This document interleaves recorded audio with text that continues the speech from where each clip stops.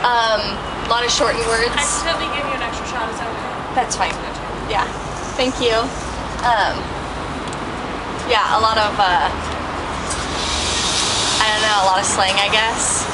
Well, you know how they have the way that they talk, you know, they say, you know, what's up and homie and Ebonics. So Ebonics is like, I guess, sort of phrases or words that are used that are not used by the white population, I guess. I guess I would interpret that as using lots of slang and such.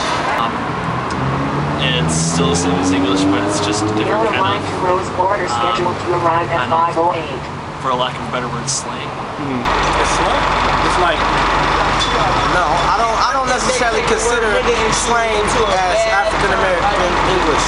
You know, I think that slang might be a certain way that anyone talks that's besides English. When they're trying to communicate with their friends and peers in a different way that they'll understand them because they don't know, you know what I mean, enough English. I mean, it's supposed to be, from what I've heard in linguistics, is the study of origins of language and that. Am I correct in saying that? That's part, you know, part of it. Part of it, yeah. Okay. How language affects people. So what was the question? It's this way that some people in African American culture talk, depending on where they're from, and usually it depends on what socioeconomic area they're from, inspiring them to talk in a certain way. And that talking while black is often talking in a manner which is colorful, it's expressive, it's not within the mainstream structure of let's say English conversation. Ebonics. He made Ebonics up. No. Hold on, wait. Ebonics means he wrote a whole book on this. English of a certain type. I don't necessarily know what Ebonics means, but maybe it's just English of a different culture.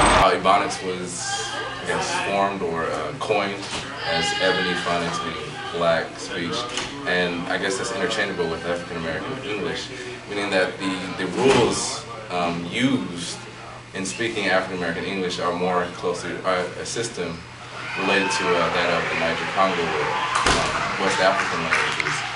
It's easier. Easier? Yeah. Okay. It's easier to get the point across as well. It's also how people are brought up. People are brought up using different terms. Ebonics is seen to be socioeconomically on the lower class, so it's not accepted in areas that your socioeconomically goes to be on the higher class. You know, I don't want to speak like a gang member. I don't want to speak like anybody other than me. I guess there's a certain way certain black folk would act, you know, how they talk. Whether it's a female, you know, kind of, I don't know, call them chicken heads, you know. Do you think there's a negative stigma attached to that? It is a negative stigma because us as being black people, we already got a negative stigma because we out here, they say most of minorities and shit is out here doing most of the dirt. But getting back to like academia or the professional environment, I think of something that's looked upon as kind of second class or less than. Okay. And that it's also not acceptable in a lot of places. Like professionally, it's not accepted as a professional way to talk to people. Yes, but just, I don't know, there's a big difference between culture and race, and I think a lot of people forget about that, so, or ethnicity, so it's like, well, black, are you talking about where you're from, like what neighborhood? And I mean, you could be white and quote talk black. I was adopted. Oh, so really? My family's white and I'm black. Since we're in Oregon, I don't think that anybody really speaks like they're black, even black people. So. Okay. And I went to college and everything, and I don't feel the need to postulate to show that I'm black because obviously I'm not. If people are using that phrase, I guess they're thinking that African Americans have a evolved different sort of set of phrases or words that are about brand branched out from the English language, I would assume. The black people really didn't like me because I don't speak the lingo and I don't have the drawl or whatever. You know, I don't speak black. They don't teach slang, and like every language has slang. Like, you know what I'm saying? Spanish has slang. You know what I'm saying? Like every language has their own form of slang. We just basically call it slang. Like this, it's English, but only certain groups of people can understand it. Like they got slang. My slang might be different than another whole set of like African American slang. Because they're trying to teach. They're trying to prevent people from speaking. It was kind of like Oakland, California?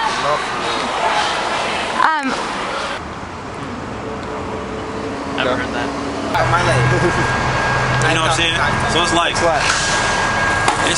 shouldn't. I don't think they should teach it in school. I think if you should teach it, but have regular English too. You know what I'm saying? You should just maybe speak that way to a certain student who might need that. You know what I'm saying? Who might not understand the word.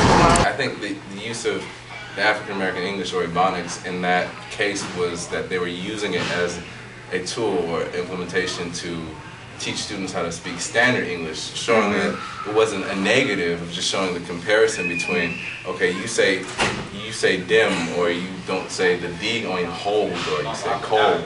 You don't say these words the same way, just showing the differences between the two to teach the students. I think that the slang that's speaking in households as African American English, whatever you want to call it, Ebonics, you know what I'm saying? The difference is when we speak at home, yeah, we do talk to each other a certain way, but that's because we have more communication. We understand what we mean better, you know what I'm saying, when we at home.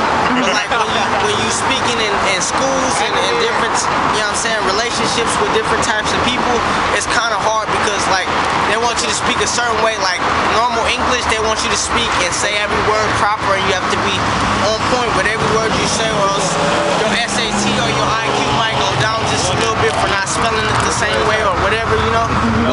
if we were to say that statistics have shown that children who are immersed in ESL programs tend to do better in school overall, and that the funding would be for AAE to be taught as an ESL program, would that change your opinion on whether or not it should be taught in schools? People growing up in those schools are definitely exposed to a different form of grammar altogether. So I mean, if it could actually be a tool to unite people, yes. I don't know enough about it to really. You think it's a good idea?